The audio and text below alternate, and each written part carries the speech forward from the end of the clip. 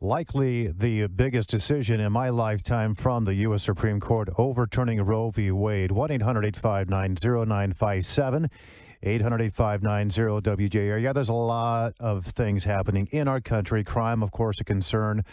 We've got all these issues going on with inflation. But mark my words, I believe abortion will be the number one issue in these midterm elections. A lot of reaction coming in. We're going to read some reaction from various people and some politicians, including those of U.S. Congressman Bill Huizenga.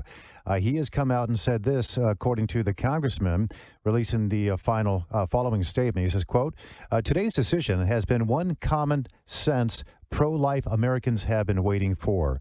This ruling confirms there is no constitutional right to end the life of an innocent unborn child. The decision correctly restores power usurped by the courts to the states and the representatives elected by the people. That is part, Kevin, of the statement reaction from Congressman Bill Huizenga. Yeah, Republican Congressman John Molinar says this is one of the most wonderful days in the history of our country, and today's ruling will save millions of lives. The Supreme Court's decision upholds the right to life for the most vulnerable people in our society, and each of their lives is a special gift. I have always believed that future generations will look back on permissive abortion as a moral stain on our country's history, and today's decision will begin healing the errors of the past. Marie Osborne has additional comments. Yeah, and they're coming in right now on both sides of this important issue. From Right to Life of Michigan President Barbara Listing, she issued a statement saying the U.S. Supreme Court justices who voted to overrule Roe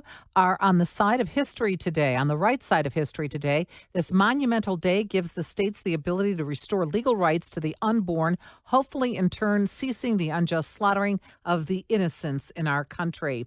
Also a statement from the Attorney General of Michigan, Dana Nessel. The overturning of Roe is not just the loss of a right, it is the erosion of our status as equal citizens under the law. As a nation, we trust in our highest court to hold sacred their duty, free from political whim. Today's decision sets a dangerous precedent.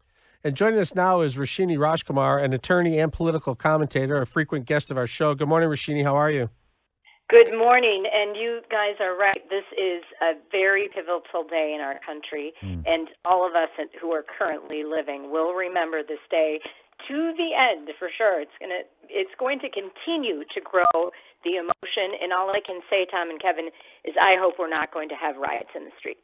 Yeah, let's hope not. There's got to be a sort of a legal scramble right now and a political scramble as states try and figure out where they're at and what happens next. With the midterm elections so close, is this decision going to have an impact? Is it going to change maybe what people were predicting might happen in the midterms? It will definitely have an impact, and it's really about where people come down on the moral side of this. And as strange as this might sound today, what I really want us to remember is we are supposed to be a country of law. And if it's possible for people to set aside their moral take on this, I hope that your listeners can take in this decision based on the law. So let me get into that a little bit, but let me also share with you something that hopefully your listeners and you guys, if you haven't read it already, will look up from May 14th Wall Street Journal. A very pro-choice law professor, Akhil Amar, refuted the critics of the Dobbs draft. And what that means is he is backing up Alito's point that Roe v. Wade was not based in the law or in our Constitution.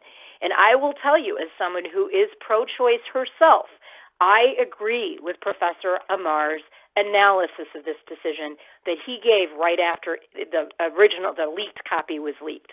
We have to remember that it is not a bad thing for states to have the power in this situation. What it means is we need to hold our legislators accountable to do the work they should be doing. This is why I say I hope we don't have riots. What I hope you can do is call up your both your member of Congress as well as, and even more importantly, your local senator or state representative, and tell them, write to them what you want to happen in your state legislature. So this is really democracy at the grassroots level, Tom and Kevin, and this is what I'm excited about.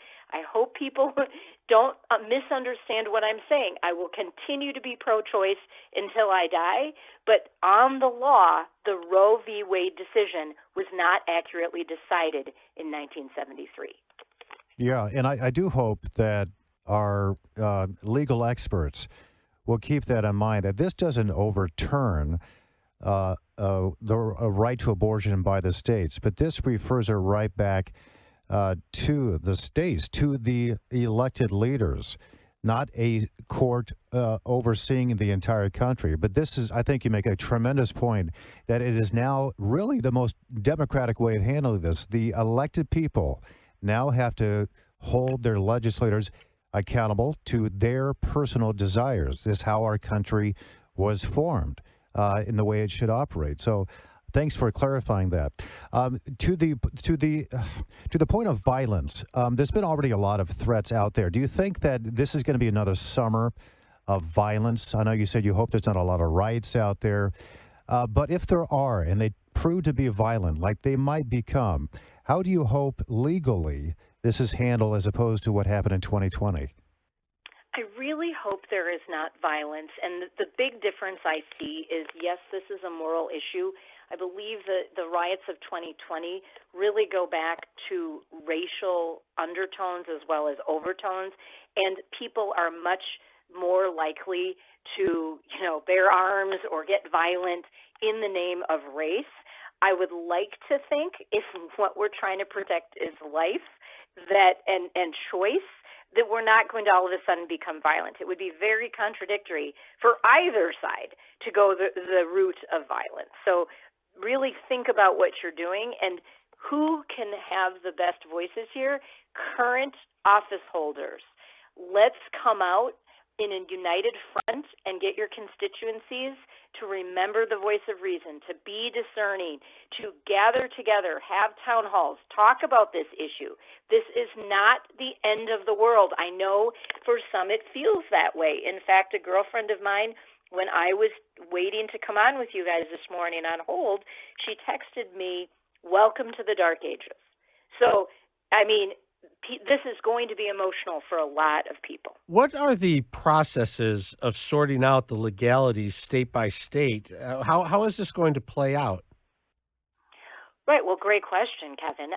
Each state, we are a states' rights country, which sometimes gets neglected. So now it is really about each legislature. Now, I'm in the state of Minnesota where this is legal, abortion is legal. It shouldn't end up affecting Minnesota, at least in the immediate sense. However, the Republican candidate for governor has already come out with a statement. It dropped at 9:46 Central Time, 10:46 Eastern, and is saying, he's really trying to probably not lose votes from anybody, but he's saying, I'm going to support alternatives like universal adoption, family planning measures. Why can't we talk about that? Let's have discussions about other ways. Maybe that is what we really need to do, to put all of the options on the table, state by state, and have some civil conversations. This is such a great summer to ask our leaders, are you all capable of being civil with one another? Because if you're not, then the public is not going to be civil, and we may be on the edge of some of these protests. We need to be rational. We appreciate your political and your legal analysis on this. Roshini Rajkumar. Thanks again, Roshini. Great to talk with you. Thanks, guys.